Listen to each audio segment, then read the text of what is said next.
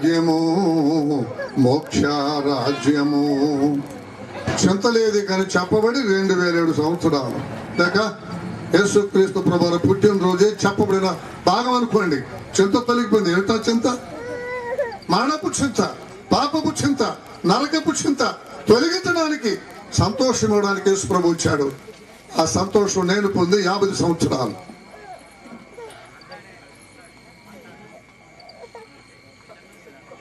ఈ రాత్రి మీకు ఒక ప్రశ్న.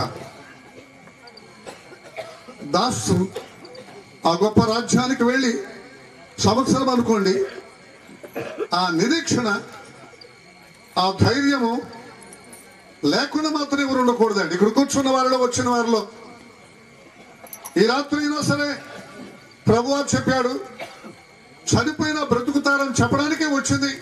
ఆ ధైర్యం ఇవ్వడానికేనండి. యేసు ప్రభు నమ్మేది అందుకేనండి, మతంలో చేరడానికి కాదు. మతోద్భవం మతం, మానవుని పురికి పుట్టిన బుద్ధి మతం అంటారు.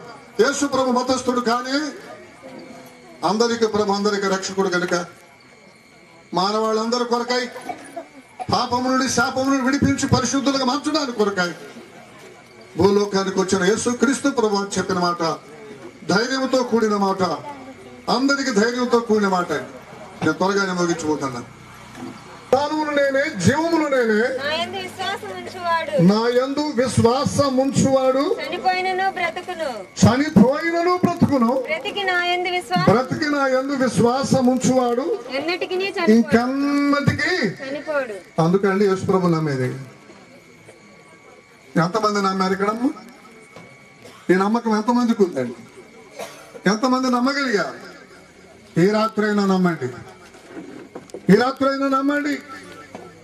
మానవునికి శాశ్వత జీవితం